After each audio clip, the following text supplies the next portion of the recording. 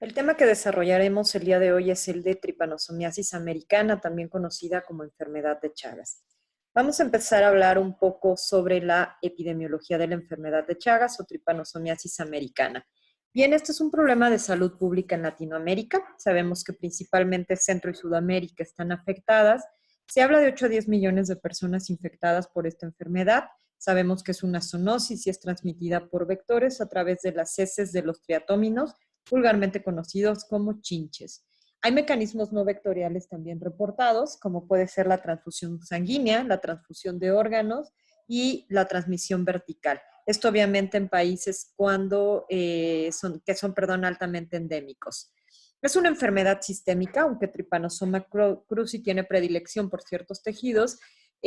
Puede causar afección a nivel de múltiples sitios. Sabemos que llega a través del sistema retículo endotelial a sitios distantes, por lo que se vuelve una enfermedad sistémica. Como comentamos previamente, es una zoonosis donde el vector son los triatóminos y el reservorio los vertebrados, no únicamente el ser humano, sino está reportado la transmisión a múltiples mamíferos. El triatómino o estas chinches se conocen aproximadamente 39 especies. Son insectos que tienen una predilección por alimentarse de manera nocturna. Las picaduras suelen ser por la noche y predominantemente en la cara. El Trypanosoma cruzi fue descubierto o descrito por primera vez por el médico brasileño Carlos Chagas en 1909, describió como tal enfermedad. Sin embargo, se sabe que es una enfermedad muchísimo más antigua, ya que hay reportes que corresponden a la sintomatología del padecimiento. Áreas de Sudamérica, Centroamérica y partes de Norteamérica, principalmente en México y el sur de Estados Unidos, hablando de Norteamérica, es que llegan a presentar afección. En este mapa vemos igual los círculos de mayor tamaño, las zonas que tienen mayor afección. Vemos parte de Chile, vemos parte de Brasil, también Paraguay, Bolivia, así como el sur de México. Son zonas que llegan a reportar hasta más de 1 millón de casos. Hablando de la epidemiología en México, los estados más afectados en este periodo del 2000 al 2012 fueron el estado de Veracruz, seguido del estado de Morelos, Oaxaca, Yucatán, Chiapas y Guerrero con 248 casos en cuanto a cuadros agudos. Los casos crónicos, Morelos tuvo el 53.2% de los casos, seguido de Veracruz y Jalisco, con un total de 371 defunciones en este mismo periodo. Pues bien, vamos a hablar ahora un poco del agente etiológico de este parásito flagelado. Es un protozoario y es miembro de la familia Trypanosomatidae. Y bueno, hay 3 formas como vamos a poder encontrar este parásito.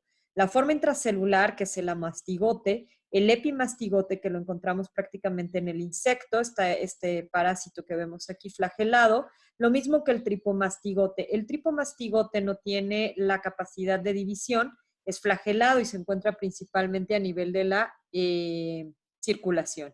Entonces está en sangre, la mastigote es intracelular y el epimastigote es una forma limitada a los insectos. Ok, ¿cómo es la fisiopatogenia? ¿Qué es lo que genera finalmente este parásito? ¿Cómo es el mecanismo a través del cual causa el daño?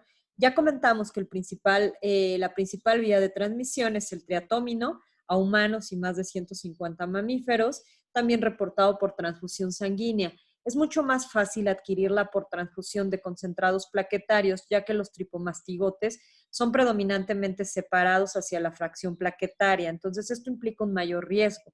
El trasplante de órganos sólidos y de médula ósea también ha reportado casos de transmisión. La transmisión vertical, obviamente en zonas más endémicas, como puede ser Bolivia, Chile y Paraguay, donde hasta el 5% de las mujeres en etapa crónica pueden transmitir de forma vertical y el 1 al 2% en la mayoría de los países endémicos. La transmisión oral está reportada ya sea por ingesta de comida o líquidos contaminados, o bien pudiera reportarse la ingesta de las chinches, a lo mejor en niños, que pudiera generar la infección. Bueno, vamos a hablar de la fisiopatogenia.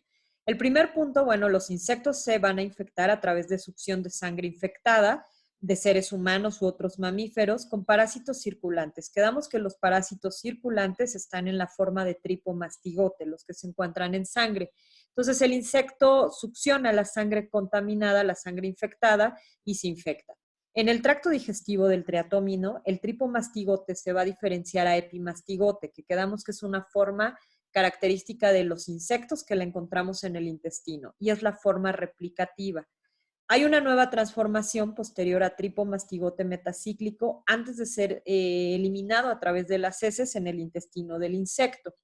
La siguiente etapa incluiría la infección de los mamíferos, que va a ocurrir cuando entren en contacto con las formas metacíclicas, que es el tripomastigote metacíclico, la forma infectante, eliminado en las heces de los triatóminos después de alimentarse. Como comentamos, la chinche tiende a causar picaduras indoloras, sobre todo por la noche, y el contacto de estas heces con la mucosa lesionada, que puede ser ya por alguna lesión preexistente o bien por la misma mordedura, va a permitir la entrada del parásito. Una vez que ingresa el tripomastigote metacíclico, va a invadir el sistema retículo endotelial y las células conectivas. Se ingresa a la célula y se va a diferenciar a mastigote, que es la forma que damos intracelular y replicativa, ¿ok? En el ser humano o en el mamífero empieza a replicarse por fisión binaria y finalmente se transforman a tripomastigotes. Una vez que esta división alcanza un número importante, se vuelven a transformar a tripomastigotes que lisan o destruyen la célula y van a invadir nuevos tejidos, así como diseminarse por vía linfática y el torrente sanguíneo hasta sitios distantes. Principalmente a nivel de músculo, ¿ok? Ya hablamos de músculo cardíaco, liso y esquelético, así como células ganglionares, ¿ok? Van a ser tejidos en los que hay mayor predisposición a ser invadidos por estos parásitos.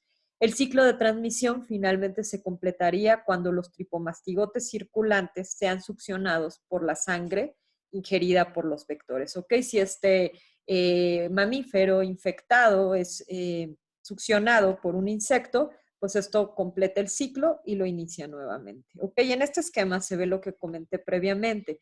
Vemos en el número 1 la alimentación del triatoma.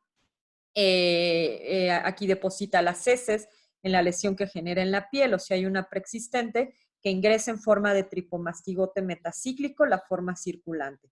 Posteriormente se transforma a mastigote, que es la forma intracelular, que se va a multiplicar de manera continua, alcanza un número importante, se transforma nuevamente a tripomastigotes, esta forma flagelada, que lisa la célula, la destruye, se libera y esto puede suceder continuamente durante muchas ocasiones, ¿no? Varios ciclos. O bien lo que puede suceder es que permanezca en la sangre el insecto, el triatómino, succione la sangre de este paciente o de este mamífero y se ha infectado. Aquí en el intestino del insecto vemos la etapa de epimastigote en el intestino medio, que antes de liberarse se convierte al tripomastigote metacíclico, que será el que infecte en esta etapa que iniciamos al mamífero. Ok, ¿cuál es la patogenia? ¿Cuál es el mecanismo a través del cual va a generar daño este parásito? Bueno, en el sitio de entrada, en la infección aguda, va a haber presencia de tripomastigotes infectantes tanto en los leucos como en las células de tejido subcutáneo. Una característica va a ser la infiltración linfocítica, ¿ok? Cuando hablamos de tripanosomiasis, hay una infiltración linfocítica vista en los tejidos, hay hiperplasia reactiva de nódulos linfáticos adyacentes y bueno, hay que hablar de la infección cardíaca, que es la afección más severa y el órgano más afectado en pacientes crónicos. ¿Qué va a pasar a nivel cardíaco? Pues se ven muchas cosas. La afección cardíaca viene por varias vías. Una es el adelgazamiento de las paredes ventriculares. Hay un crecimiento biventricular, formación de aneurismas apicales y de trombos murales. La destrucción de las células miocárdicas es un dato. Hay fibrosis difusa. Va a haber una cardiopatía dilatada en estos pacientes. Va a haber edema, va a haber infiltración linfocítica nuevamente del miocardio. Y estas lesiones cicatrizales o la fibrosis también que se genera afecta el sistema de conducción, lo que explica también las múltiples arritmias vistas en los pacientes con Chagas.